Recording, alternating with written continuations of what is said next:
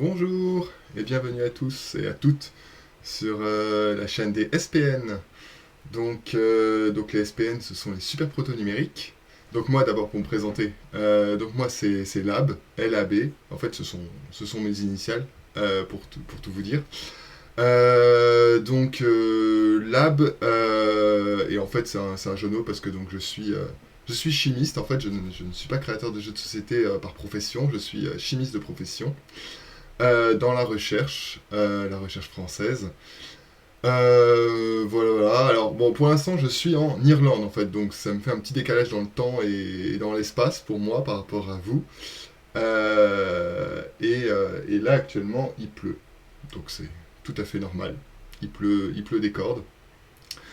Donc voilà, donc moi je suis donc là, parfois vous allez me voir aussi sous le pseudo Rumple ou Rumpelstiltskin.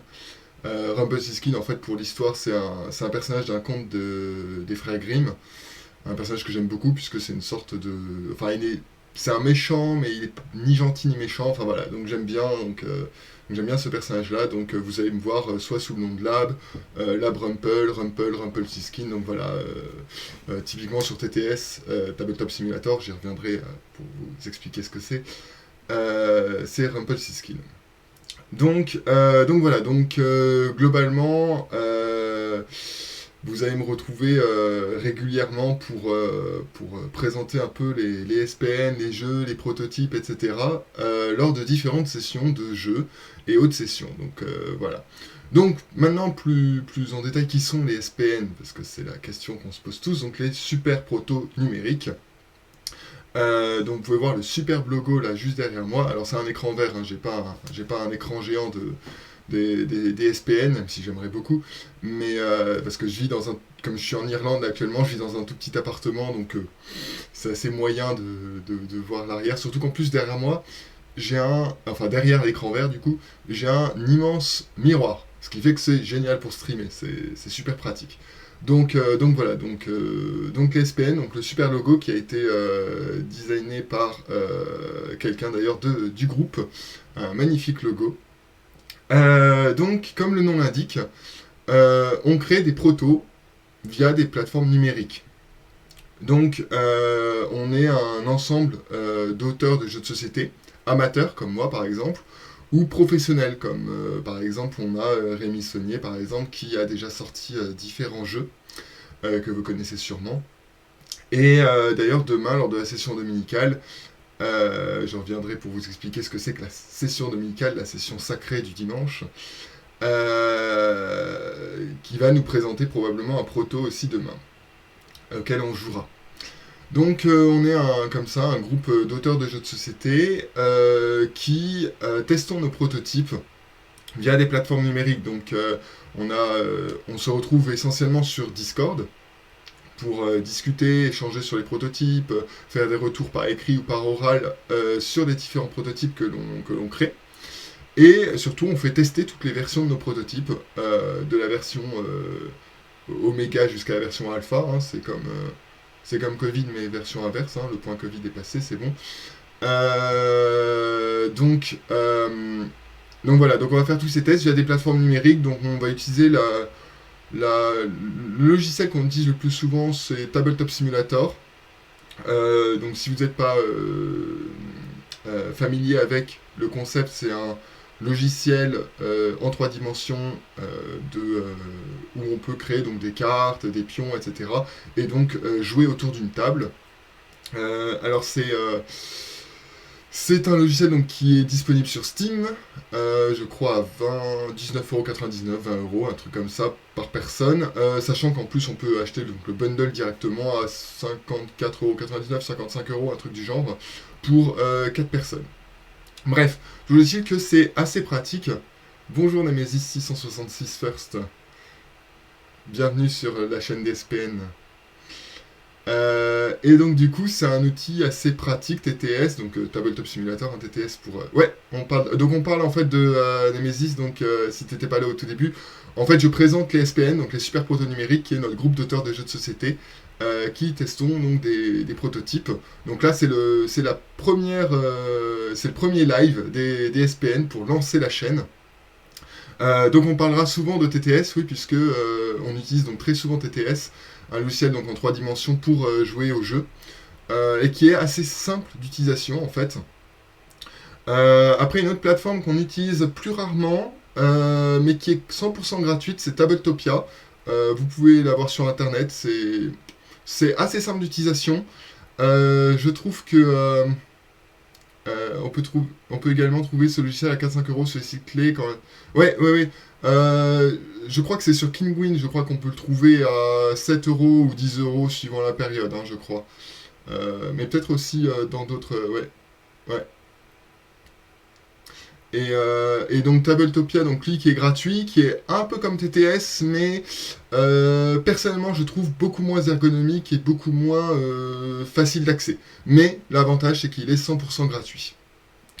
Et après on a différentes choses. Donc il y en a certains aussi des auteurs. Alors c'est beaucoup plus rare, mais on a quelques programmeurs parmi nous et qui ont programmé à 100% leur jeu en version numérique et qui nous le font jouer là comme ça via une version un peu enfin une version personnalisée quoi on va dire du jeu.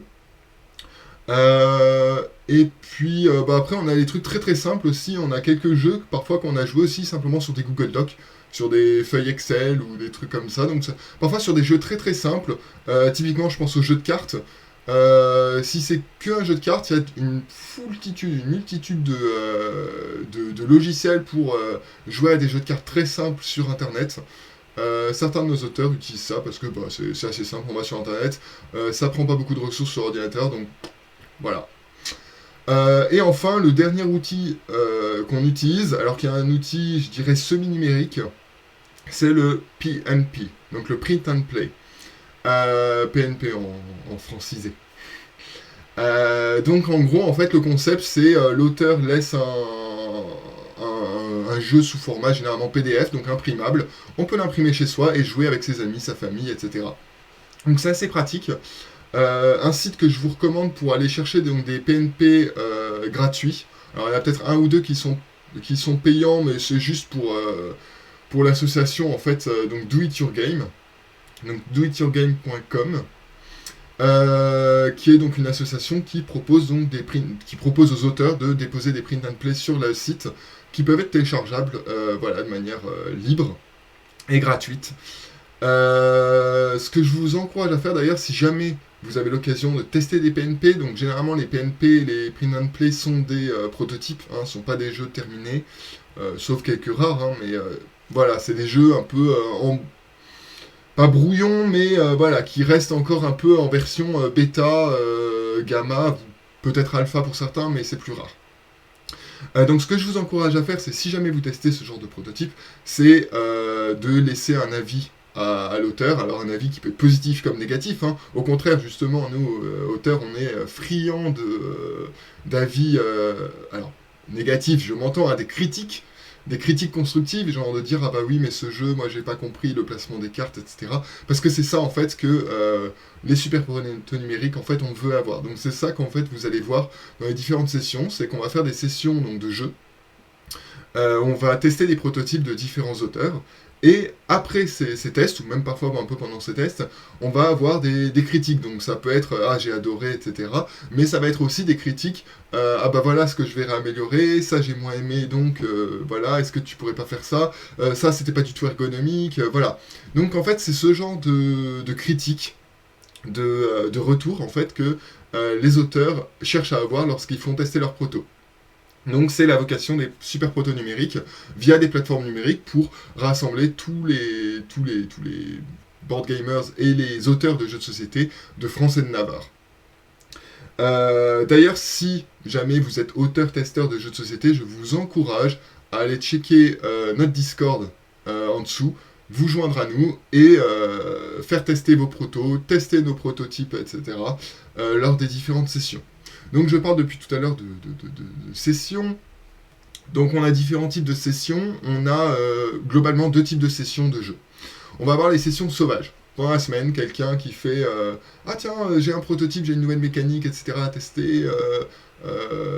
Est-ce qu'il y en a qui sont dispo, etc. Alors, suivant l'heure de la journée, suivant la saison, etc., il y en a plus ou moins qui sont dispo. Donc, alors moi, donc, comme je vous ai dit, je suis dans la recherche, donc c'est vrai que la journée, j'ai moins le temps, mais le soir, ça peut le faire, donc parfois, il y aura peut-être des sessions sauvages qui vont s'organiser comme ça un peu au dernier moment, pour tester un prototype d'un auteur, et après avoir notre retour sur le prototype. Et puis on a une session hebdomadaire qui est la session dominicale, la fameuse session sacrée, donc tous les dimanches soirs, à partir de 21h, on a un ensemble de jeux de prototypes de jeux de société. Donc ça va varier entre 1 jusqu'à... Enfin, on a déjà eu une fois 4 prototypes d'un coup à tester. Donc parfois ça se divise en tables, etc. Donc ça on verra comment est-ce qu'on s'arrange. Mais pour l'instant c'est un peu calme. Donc du coup ce sera généralement 1 ou 2 prototypes à tester par dimanche soir. Donc là, donc ça c'est une session hebdomadaire, donc ça se passe comme une session sauvage, mais voilà, sauf qu'elle est voilà, programmée, etc. Donc ça, on va se retrouver tous les dimanches soirs. Je commencerai le stream à partir de 20h30, comme ça on a le temps de bien discuter, de mettre en place, de savoir qu'est-ce qui va se jouer, de prendre des nouvelles de chacun, etc. Et à 21h à peu près et quelques, on commencera à jouer. Donc une session, ça se passe généralement en... déjà on se retrouve. La deuxième phase, on allume le logiciel, etc. Et l'auteur nous explique les règles du jeu, de son jeu, de son prototype. Alors parfois ça arrive aussi que les règles soient pas fixes à 100%, c'est-à-dire que c'est un prototype, donc parfois c'est ah bah oui j'aimerais bien tester cette mécanique là, donc on va tester et puis voilà on va essayer d'équilibrer de telle ou telle façon si jamais le jeu n'est pas parfaitement etc dans les cordes. Donc ensuite on joue évidemment. Et enfin vient la partie la plus importante de la session de jeu, qui est la partie débriefing, la partie retour. Et là, en fait, chacun, on va donner nos points de vue sur le jeu. Alors les points de vue, comme j'ai dit tout à l'heure, c'est positif ou négatif. Hein, on attend à être... il faut être le plus honnête possible, hein, évidemment, sur les retours de jeu. Et surtout dire qu'est-ce que nous... Parce que les retours sont subjectifs. Donc ça va être en fait qu'est-ce que nous on a eu comme expérience de jeu et qu'est-ce qu'on attendait aussi parce que parfois on a un jeu qui on a l'impression que ça va être telle ou telle mécanique, telle ou telle expérience de jeu et en fait c'est pas du tout ça. Et puis aussi, chacun a son type de jeu, donc il y en a qui sont jeux experts, il y en a qui sont jeux familiaux, donc évidemment, ceux qui sont très jeux familiaux vont peut-être pas nécessairement aimer les jeux experts, et inversement. Donc voilà, donc ça va être... voilà, donc les retours sont très constructifs, il y a à prendre et il y a à laisser, donc ça, après, c'est l'auteur qui décide. Après, il faut savoir que, en tant qu'auteur, faut avoir une certaine humilité, puisqu'il faut accepter que son jeu parfois ne marche pas. Alors c'est pas grave, si un jeu ne marche pas, un prototype ne marche pas, puisque ça veut pas dire qu'en fait il est nul. Si jamais d'ailleurs c'est un conseil que je vous donne, si jamais vous aimez faire des jeux de société, ou vous avez déjà eu une idée pour créer un jeu de société, et que pour des raisons X ou Y, ça marche pas, la méca est trop lente, le thème va pas, il y a des trucs qui collent pas, enfin voilà. Ne le jetez pas. Ne en faites pas une boule, ne le jetez pas à la poubelle, ne le cramez pas, ne le mettez pas à la corbeille, ne videz pas votre corbeille. Non, gardez-le dans un fichier à part sur votre ordinateur, ou si c'est en version papier, gardez-le dans une boîte que vous gardez précieusement. Pourquoi ? Parce que si la mécanique, le thème, la façon de jouer, les différentes sensations de jeu ne marchent pas dans ce contexte-là, peut-être que sur un prochain jeu, une prochaine idée que vous aurez, et peut-être que ça marchera. Et je vous le dis, c'est une histoire vraie. Moi, personnellement, c'est ce qui m'arrive tout le temps. C'est-à-dire que j'ai des prototypes qui marchent, mais alors pas du tout.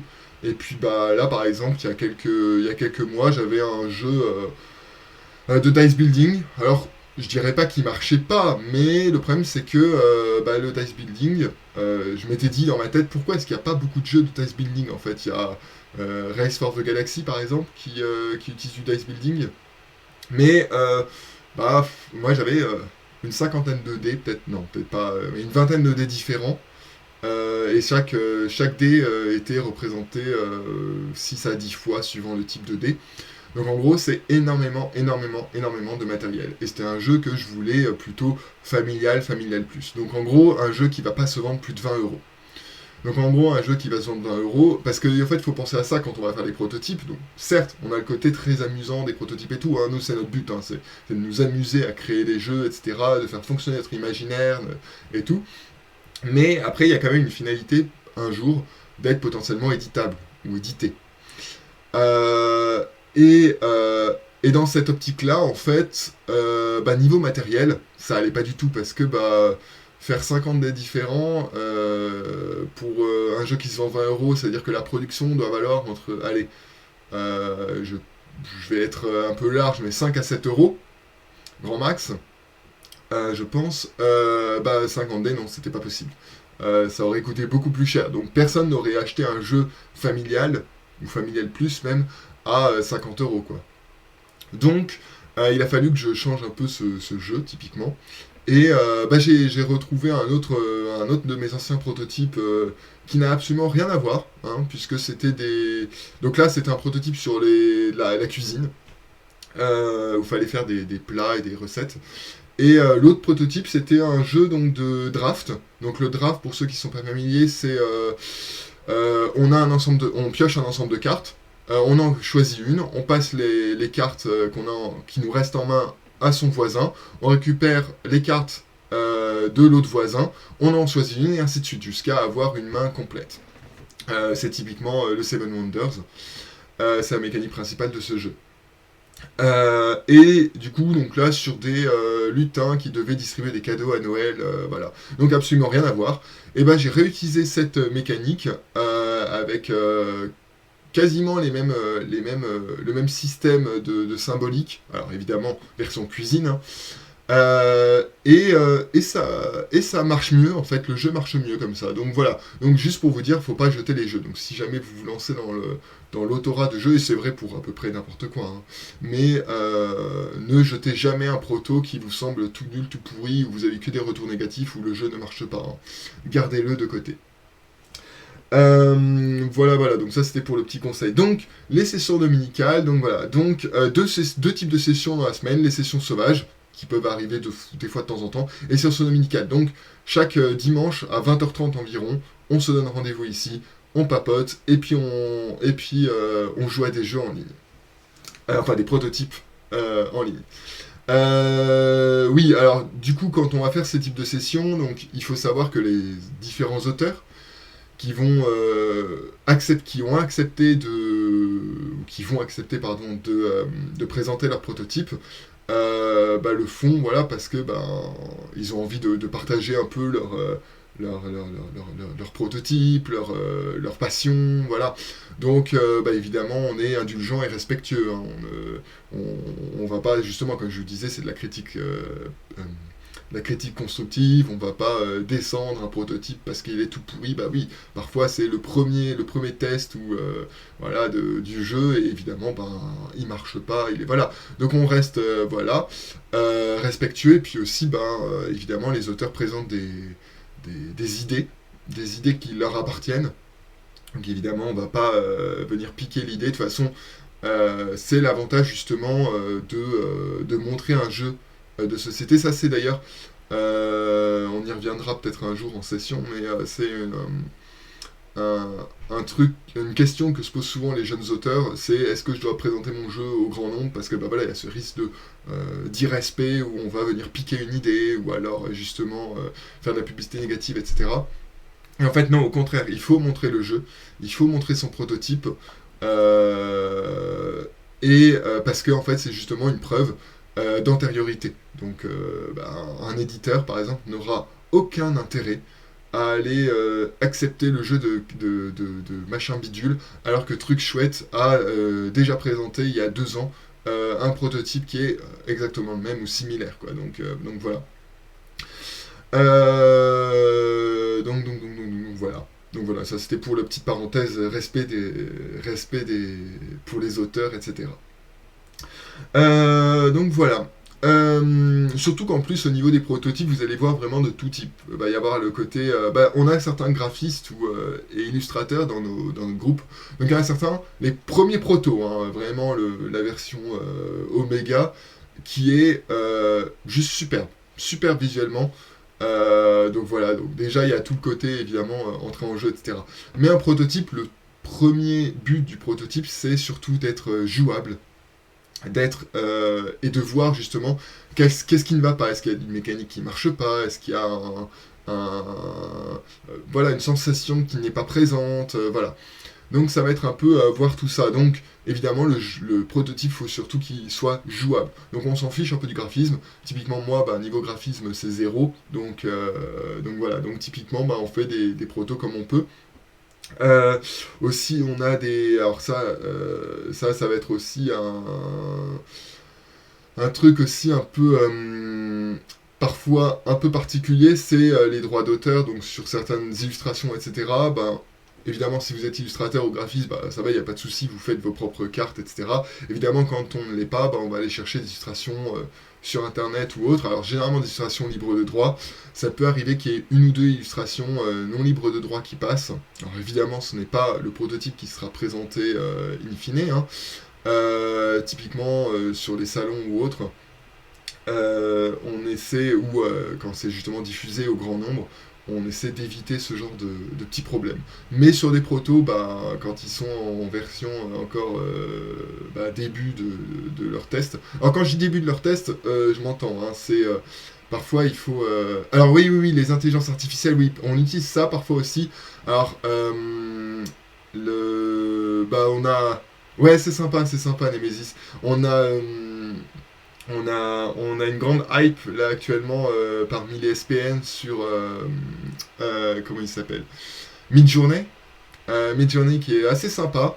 Après il y a le plus c'est Dall-E. Je pense pas qu'il y ait mieux que Dall-E, hein. Parce que lui il fait vraiment des trucs vraiment cool. Midjourney reste quand même très accessible et très sympa via Discord ou autre. Enfin voilà, donc c'est très pratique. Bon, peut-être qu'un jour on en discutera lors d'une session.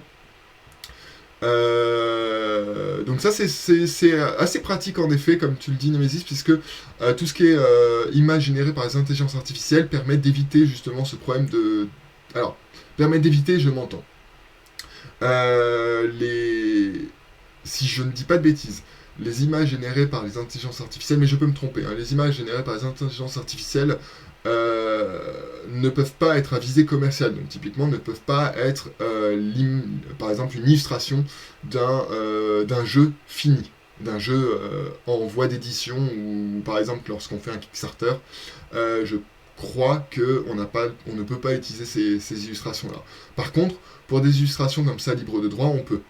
Il appartient à la personne, la Copyright Commission a statué là-dessus. Ah d'accord, ok. D'accord, ok. Donc on peut les utiliser. Donc ça veut dire qu'on peut les utiliser à des fins commerciales ou sur des protos, enfin sur des jeux finis ou autres. Ouais, j'imagine. J'imagine que oui, du coup. Ni au générateur, ni au créateur, visiblement tout le monde. Ah d'accord, ok. D'accord, ok. Donc n'importe qui peut utiliser l'image que vous avez créée. D'accord, ok. Et d'accord, ça je savais pas. Je pensais que c'était encore sous restriction d'un copyright en fait de la part du générateur en fait. Ok. Donc non, donc, du coup je dis des bêtises. Vous avez le droit d'utiliser les illustrations générées automatiquement. C'est plutôt pratique du coup. Donc là ça permet de pas avoir de trop de questions à se poser dessus. Alors en France, il n'y a pas de loi sur le sujet, aux USA en tout cas c'est ainsi. D'accord, ok. Peut-être que j'irai regarder du coup plus en détail en France comment c'est. Ouais. Et puis bah ouais. Alors c'est vrai que c'est assez sympa Midjourney. Alors on peut l'utiliser soit de manière très très simple, juste avec des commandes très simples, enfin genre juste d'écrire son image, soit avec des bonjour Do Dupont, désolé. Bonjour et bienvenue sur la chaîne d'SPN. Donc ouais, ouais Midjourney, peut-être qu'on regardera parce qu'il y a parfois des commandes assez intéressantes à utiliser pour justement définir ce qu'on veut exactement sur l'image, parce qu'on peut définir le focus, enfin, voilà, le ratio d'image, etc. Enfin voilà, on peut définir pas mal de choses. Et ça peut être assez pratique, ouais, justement, pour faire des illustrations sur certains prototypes. J'ai d'ailleurs utilisé pour quelques illustrations très rares. Voilà. Euh, Qu'est-ce que je racontais tout à l'heure avant de passer aux IA? Ouais, je sais plus. Bah, les différentes sessions, ouais, donc les différents retours. Donc les retours, le truc le plus important. Bien entendu, je vous encourage, si vous participez donc justement à ces sessions de test et que vous voyez justement comment ça se joue, donnez votre avis extérieur, puisque c'est pratique pour tout le monde. Et en dehors donc des sessions de jeu, parce que bon, c'est super cool de jouer et tout, mais on a aussi deux types de sessions, alors qui vont s'organiser un peu de manière en fonction du temps que moi j'ai, que les gens ont, etc. Chacun a son planning, donc voilà. Comme je vous l'ai dit, il y en a qui sont des pros et puis il y en a qui sont amateurs comme moi, donc on trouve le temps qu'on peut pour gérer les différentes sessions de stream. Donc on va avoir des sessions aussi, donc là vous pouvez déjà checker sur notre chaîne YouTube, elle est présente en dessous là, dans notre bio. On a on fait parfois des interviews, des entrevues avec différents professionnels du jeu de société. Donc ça peut être des auteurs, des éditeurs. Qu'est-ce qu'on a eu? On a eu aussi des agents, un agent d'auteurs de jeux de société, graphistes, voilà, etc. On essaie un peu de toucher large au niveau donc des différents métiers, des différents aspects en fait du monde du jeu de société, qui peuvent être utiles pour nous auteurs notamment. Donc rien que des conseils parfois à aller chercher. Qu'est-ce que crée un jeu, comment est-ce qu'on en crée un, quel est le point de vue par exemple de tel auteur sur la création, quel est le statut des auteurs aussi vis-à-vis des éditeurs. Ça peut être aussi comment lancer son premier Kickstarter, comment ça se passe au niveau par exemple de la distribution d'un jeu. Quelles sont parfois les règles aussi à respecter, c'est-à-dire typiquement je fais un jeu de cartes, est-ce que je peux prévoir 158 cartes ou c'est beaucoup trop ou c'est pas assez, enfin voilà. Voilà, plein de petits conseils et tout, donc je vous engage à aller regarder déjà les interviews qui ont déjà été réalisées dans le cadre des SPN. Et évidemment, si les différents intervenants sont d'accord, certaines interviews se passeront directement en live sur Twitch. Donc voilà, donc là, là il y a la rentrée, donc il y a le temps que les gens reprennent leurs habitudes, etc. Tout se remette en place. Mais voilà, donc là on aimerait bien interviewer différents types de personnes dans le monde du jeu de société. Donc on a, je sais pas, donc j'ai parlé des graphistes ou des illustrateurs. On va avoir tout ce qui est distributeur, magasin, éditeur, fabrication aussi. Parce que c'est important aussi, parce que quand on veut lancer notre propre prototype pour un salon, ou même carrément un jeu que l'on veut auto-éditer ou autre, il y a des contraintes de fabrication, de lancement de la gamme, etc. Donc voilà, donc un peu tout ça. Il y a aussi tout ce qui est, et un truc aussi moi qui m'intéresse pas mal aussi, c'est tout ce qui est philosophie du jeu de société, recherche au niveau quand je dis recherche, je parle vraiment de la recherche scientifique au niveau du jeu de société. Puisque parfois on a des statistiques, c'est tout con, mais le jeu de société ça reste une science et parfois il y a la mécanique qui est gagnante à chaque fois pour l'édition, il y a le style de jeu qui est gagnant enfin quand je dis gagnant je m'entends, mais où 75% des gens préfèrent jouer à ça, et donc du coup si vous sortez ça ne veut pas dire évidemment que quand vous faites un prototype faut rester sur juste les cas gagnants, hein. Au contraire, il faut aller justement chercher des trucs nouveaux et tout. Mais ça peut être intéressant justement de voir comment tout ça, ça s'arrange dans le monde dans le monde du jeu de société, dans le monde de la vente du jeu de société aussi. Parce que c'est un monde qui est assez éloigné quand même des auteurs. Les auteurs restent quand même surtout les auteurs amateurs, restent sur le côté fun de création, ouais, la joie, l'envie quoi, de créer quelque chose de nouveau, l'imaginaire, voilà. Donc on est un peu loin parfois de tous ces côtés matériels, vente, édition, etc. Donc c'est intéressant quand même d'avoir toujours ce point de vue-là, notamment pour tout ce qui est retour et tout sur nos propres prototypes. Voilà, donc on aura ces sessions d'interview. Donc ça, je vous dirai au moment où les dates seront fixées, qui on aura, quand on aura, de quoi on va parler, etc. Euh, et puis parfois on aura des petites sessions aussi, donc là c'est suivant nos envies, suivant le temps que l'on a et tout ça, où on va discuter tout simplement, on va discuter de différentes choses, alors du jeu, je sais pas, d'une plateforme comme TTS, on parlait par exemple des IA, mid-journée ou autre, voilà, comment utiliser, voilà, on va discuter autour. Donc voilà, donc on se fera peut-être des petites sessions comme ça aussi, ça peut être sympa. Et puis aussi, il y en a parmi vous aussi qui sont peut-être super pros dans le truc et donc du coup qui pourront peut-être donner des conseils aux autres aussi. Voilà. Donc voilà, donc les différentes sessions, hein, des sessions donc, de jeu avec des retours, des sessions donc d'interview de professionnels du jeu, et des sessions un peu sauvages avec voilà, des présentations de logiciels, présentations de personnes, de l'actualité du jeu aussi, tiens, pourquoi pas aussi aller voir un peu l'actualité du jeu, qu'est-ce qui est à la mode, qu'est-ce qui sort, voilà, se poser des questions, tiens, pourquoi est-ce que, je sais pas, ce qui est par exemple actuellement à la mode, qui commence un peu à baisser parce que manque d'originalité maintenant et tout. Enfin, il y a un peu moins de nouveaux trucs. C'est tout ce qui est, comment ça s'appelle, Roll and Write, qui est vachement à la mode. Voir qu'est-ce qui sort, pourquoi est-ce que c'est à la mode et autres. Voilà, on pourra se faire des petits points d'actualité jeux de société. Voilà. C'est à peu près tout. Voilà. Je pense que j'ai fait le tour des SPN. Donc, écoutez, moi ça me fait plaisir de parler avec vous. Si vous voulez, tiens, on va se faire une petite. Tiens, si vous voulez, on va regarder un peu vite fait TTS parce que là je vois qu'on a. Allez, on a du temps. On parle depuis une demi-heure, mais on peut se faire un petit truc TTS. Alors attendez, hop là, que je lance ça. Tac. Alors. Hop, ça devrait le faire. Et voilà. Donc là, voilà, ça c'est TTS. Alors j'espère que ça ne bug pas trop.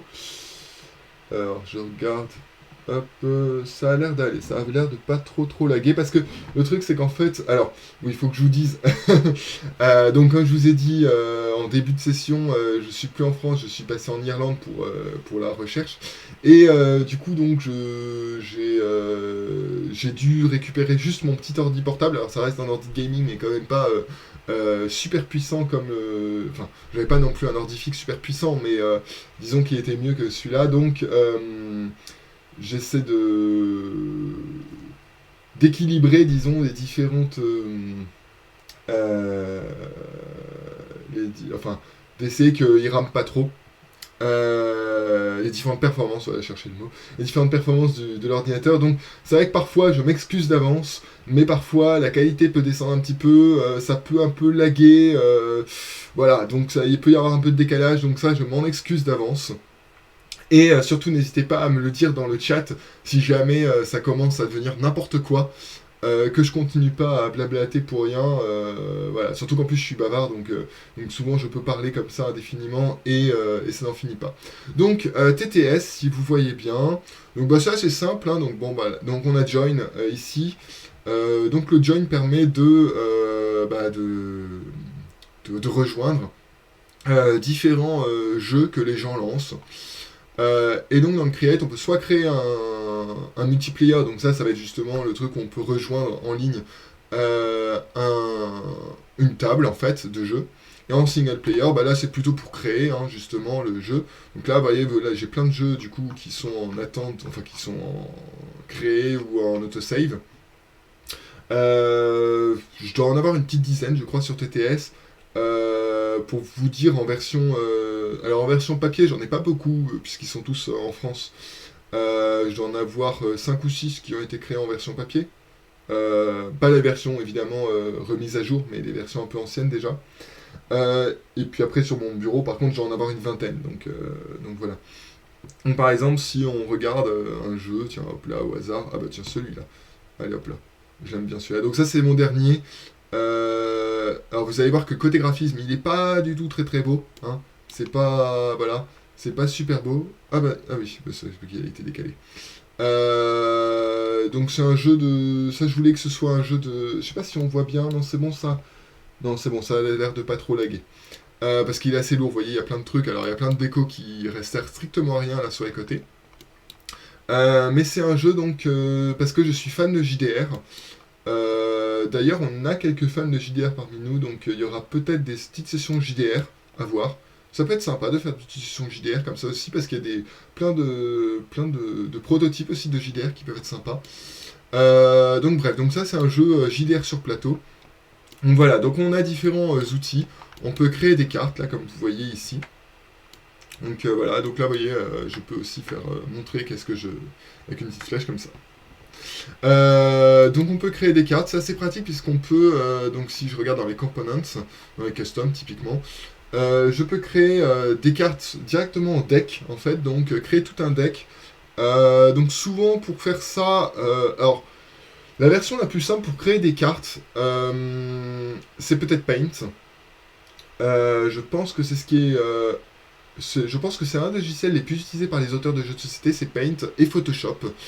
Alors je vous avouerai que Photoshop je n'aime pas, donc j'arrive pas à l'utiliser, mais peut-être qu'un jour on essaiera d'utiliser. Mais je sais pas, je suis très, comment on dit, reluctant, c'est le mot anglais. Bah, enfin, j'aime pas trop Photoshop. Je sais pas, j'arrive pas à aimer le concept de Photoshop. Donc ce que j'utilise moi par exemple c'est PowerPoint. J'aime beaucoup utiliser PowerPoint. Voilà, pour faire mes différentes illustrations et tout. Celui-là, je l'ai créé avec Card Creator. Alors, c'est un logiciel payant, disponible sur Steam aussi, qui a été créé par Pixelato. Et ben, qui est bien pratique. Alors, par contre, le problème, alors surtout parce que je suis sur cet ordi portable, c'est qu'il utilise énormément de ressources. Et donc, du coup, il arrive que lorsqu'on lui demande beaucoup trop d'illustrations, beaucoup trop de trucs à faire, il crache quand on n'a pas un ordinateur assez puissant. Donc ça, c'est un peu le petit problème de Card Creator, mais il reste quand même très pratique puisqu'il nous permet donc de faire pas mal de...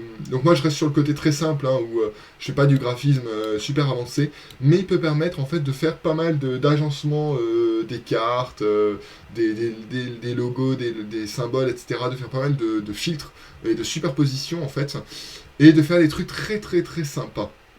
Donc là j'ai utilisé Card Creator pour faire ça, et surtout ce qui est bien sympa c'est que quand on enregistre en fait le projet, les différentes cartes, les différentes figurines, les différentes tokens, etc., c'est qu'on peut le mettre en page en fait pour faire un deck en fait directement sur Tabletop Simulator. On peut le mettre en page aussi pour un PDF, pour faire par exemple du print and play, ou pour carrément l'envoyer à l'imprimeur pour les planches finales. Et on peut aussi juste enregistrer image par image en fait toutes les cartes et les tuiles que l'on a créées. Donc voilà, moi j'aime bien utiliser Card Creator. Un peu cher à l'achat, je crois qu'il doit... Alors je veux pas dire de bêtises, je peux regarder sur Steam, mais je crois qu'il doit être à 30... Enfin quand je l'avais acheté, je crois qu'il était à 35 € encore. On peut voir. Bon, ça... Ah si, c'est bon. Card Creator. Il est à 34 €, 33,99€, c'est ça. Donc il est toujours à 34 €, donc il est un peu cher à l'achat. Mais voilà. Et il a plein de ressources aussi, donc il a aussi des icônes qui sont qui sont libres de droit, donc ça c'est bien pratique. Donc là toutes les icônes que vous voyez, c'est des icônes en fait libres de droit, sauf quelques petits cas qui sont là, si on le voit ici, là je peux utiliser la loupe, hop là voilà. Qui sont les petites icônes que j'ai créées moi-même là, enfin bon bref, c'est pas très compliqué. Voilà. Donc on peut créer des cartes. Là par exemple, voilà, ouais bon là les cartes, donc là les cartes standard. On peut créer aussi des cartes dans custom. Donc le mieux c'est d'aller dans custom. On peut créer donc des decks de cartes ou des cartes une par une. Des plateaux de jeu. Donc voilà comme ça. Hop là voilà. Et puis là il nous demande en fait le lien vers notre dossier. Alors si on veut jouer en ligne, il faut les téléverser, les différents dossiers, sur le cloud. Si vous ne le téléversez pas sur le cloud, en fait, le truc apparaîtra juste blanc comme ça, ou parfois n'apparaîtra pas du tout. InDesign, ouais, en effet, InDesign, il y en a qui l'utilisent aussi. J'avouerai que j'ai jamais touché, donc je ne sais même pas comment ça marche. Donc je pourrais pas dire si c'est super ergonomique, super bien utilisé ou pas. Mais j'ai entendu, oui, beaucoup de bons retours en fait dessus. Donc il faudra peut-être que je le teste. Ouais. Et donc voilà, donc les tableaux, les plateaux de jeu, les tuiles. Donc les tuiles, là vous en voyez par exemple, là ce sont des tuiles par exemple, ça c'est une tuile. Voilà, on peut créer voilà, des tokens. Donc là par exemple j'ai plein de tokens. Alors là on a par exemple, là c'est bien pratique, ça ces trucs là c'est un truc qui est bien pratique sur TTS, c'est les sacs infinis. Donc les sacs infinis en fait ça permet de mettre un objet dedans et en fait il te le réplique à l'infini. Donc quand on ne sait pas très bien quel nombre d'objets on peut utiliser, c'est bien pratique. Et on a les sacs après qui sont finis, donc là j'en ai un seul, c'est celui-là. Voilà, on peut faire un search pour voir ce qu'il y a dedans. Voilà, donc on peut mettre des objets voilà, qui sont en nombre limité. Donc voilà, on peut mettre des noms et tout. Et un truc, alors très très très pratique, tiens, on va supprimer ça. Hop, delete. Un truc très très pratique sur TTS, c'est les aimants. Donc, alors, je pense que on pourrait le qualifier d'aimant. Donc les snaps, voilà, donc là vous voyez, alors ça peut laguer un petit peu parce que c'est assez long à charger parce que j'en ai énormément dessus. Donc les snaps, en fait, vous voyez, j'en ai pas mal, donc ils peuvent être propres soit directement fixes sur la table, soit propres à une tuile, hein, et permettent en fait hop là, de scotcher en fait les cartes correspondantes. Donc là, vous voyez par exemple, cette carte, elle peut se scotcher en fait à ces emplacements-là. Voilà, donc ça c'est bien pratique. Ah oui, je sais pourquoi ça décale un petit peu, c'est parce que j'ai aussi la grille donc là vous voyez la grille qui est ouverte et qui permet aussi de faire un snap. C'est pas très grave. Donc voilà, donc ça c'est bien pratique aussi. Parce que ça permet d'éviter de perdre du temps, parce que c'est vrai que ça c'est le petit problème des outils numériques quand on va tester des jeux de société, c'est on peut également éditer le fichier JSON pour mettre des snaps via du code UA. Oui. Alors tout ce qui est coding et tout, c'est pas du tout mon domaine. Donc il y en a qui font du coding parmi les SPN. Moi non.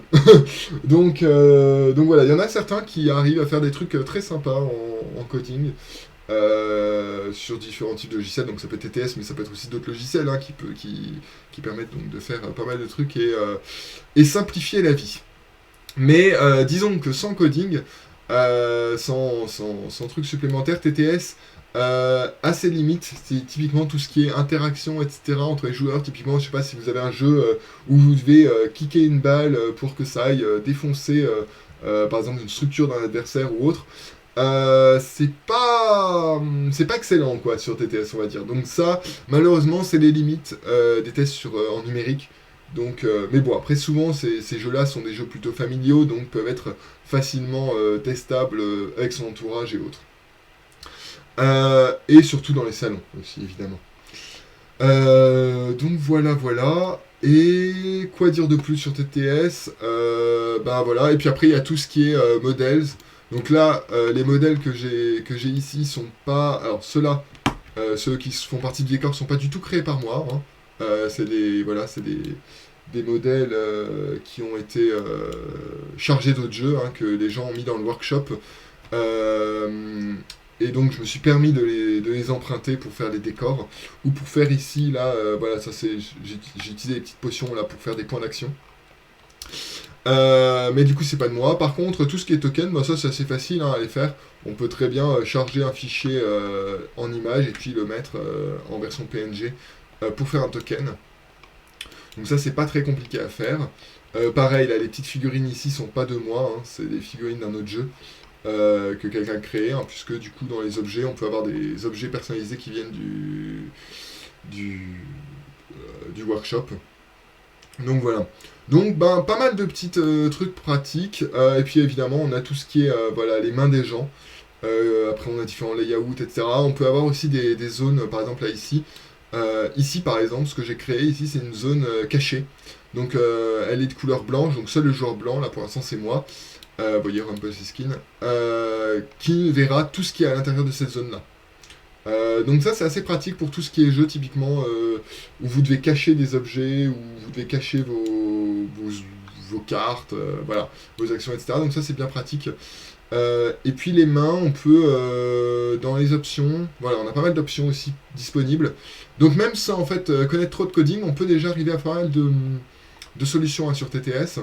On peut donc, alors ça c'est un truc que j'utilise pas mal, Disable Unused, qui permet en fait, si, là par exemple, vous voyez que la table permet d'avoir jusqu'à 6 joueurs, mais si par exemple il n'y a que 4 joueurs, si je veux distribuer des cartes à tout le monde, puisque je peux faire ça avec un petit clic droit sur les cartes et faire deal, je peux dealer soit à des couleurs précises, soit à tout le monde en appuyant sur le centre. Mais si par exemple je veux que ce soit tout le monde, sauf évidemment les mains qui sont pas prises, et ben je peux les supprimer en fait, dire qu'elles n'existent pas. Et après on peut cacher ou pas les mains, donc par défaut ça veut dire que seule la personne qui a les cartes dans la main, ou les objets, hein, dans sa main, voit ces objets ou ces cartes. Reverse, ça c'est typiquement quand vous avez un jeu où tout le monde voit vos cartes sauf vous, et Disable ça veut dire que tout le monde voit les cartes.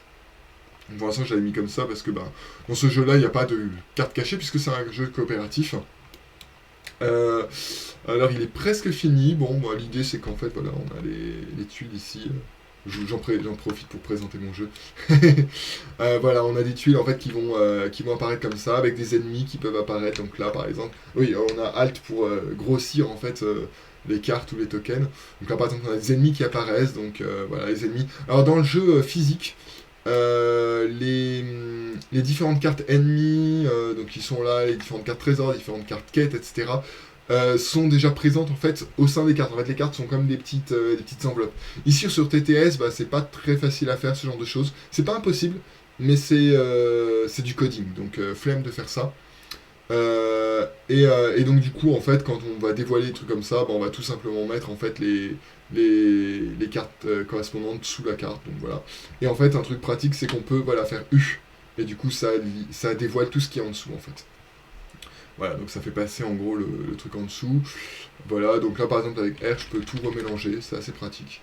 Voilà, F, je peux tourner. Enfin voilà, il y a pas mal de trucs. Mais ça, on le découvrira sûrement si un jour on se fait une session pour découvrir un peu plus TTS. De toute façon, vous allez très vite voir lors de nos sessions de jeu, comme je vous ai dit, la plupart sont sur TTS, vous allez très vite voir en fait les différents petits raccourcis pratiques sur TTS. Qui peuvent être utiles autant pour la création que pour jouer. Voilà, et puis on peut même faire des jeux de dessin, hein, dessus, hein, avec un draw là, comme ça, hop là. Je sais, c'est magnifique, j'ai un talent d'artiste. Comme je vous l'ai dit, je suis graphiste. Non, par contre, alors ça veut pas s'effacer, voilà.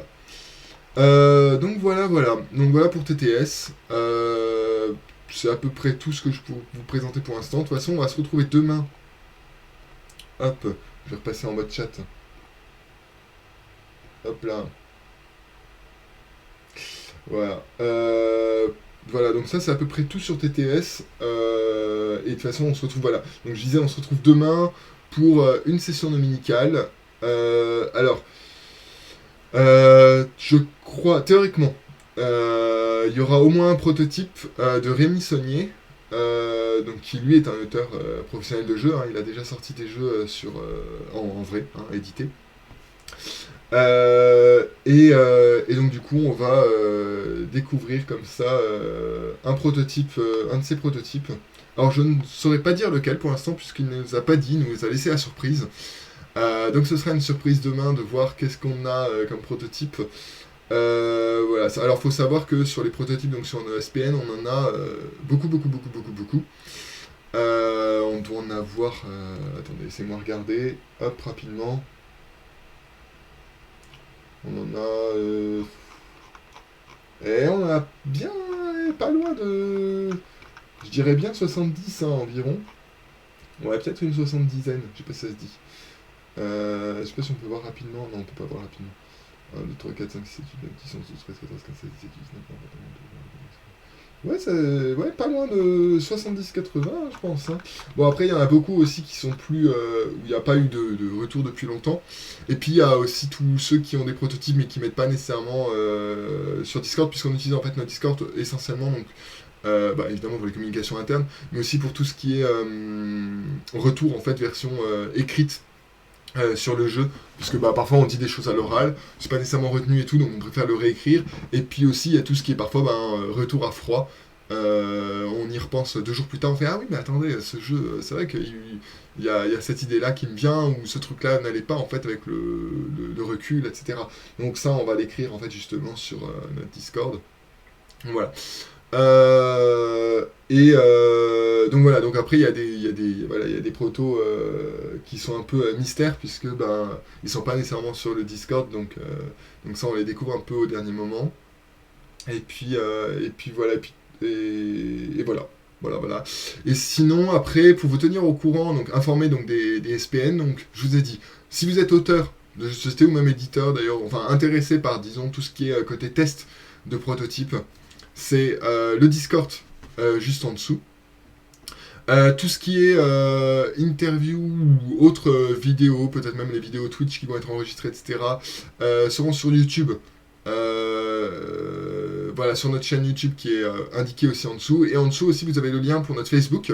Donc sur Facebook, on met généralement les liens hyper importants. On a un salon de jeux de société.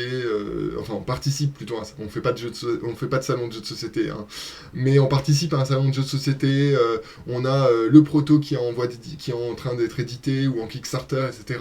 On a un événement SPN absolument incroyable, comme par exemple l'ouverture de cette chaîne Twitch. Et ben donc du coup c'est sur notre Facebook. Donc n'hésitez pas à nous suivre aussi sur Facebook. Et puis évidemment à nous suivre sur Twitch, puisque c'est notre nouvelle plateforme maintenant pour communiquer différentes choses. Donc voilà, donc différentes plateformes sur lesquelles vous pouvez nous suivre. Et ben voilà, je pense donc que ça va mettre fin à notre petite session de Twitch, notre première session de Twitch. Moi ça m'a fait plaisir de pouvoir discuter et pouvoir partager avec vous donc ce que sont les SPN. J'espère que ça vous a donné envie d'aller voir un peu plus ce qu'on fait, les différents prototypes, que ça vous a donné envie peut-être de vous intéresser même aux jeux de société si vous n'êtes pas board gamer et que vous êtes passé par là, vous vous êtes dit tiens qu'est-ce que c'est que ça les SPN, tout ça et tout. Et puis que vous soyez board gamers ou pas, vous êtes les bienvenus sur la chaîne, vous êtes les bienvenus pour venir voir, parler, discuter, enfin voilà, on est très ouvert et tout. Merci de Dupont. Et donc du coup on se retrouve demain aux environs de 20h30 pour la session dominicale, la session sacrée.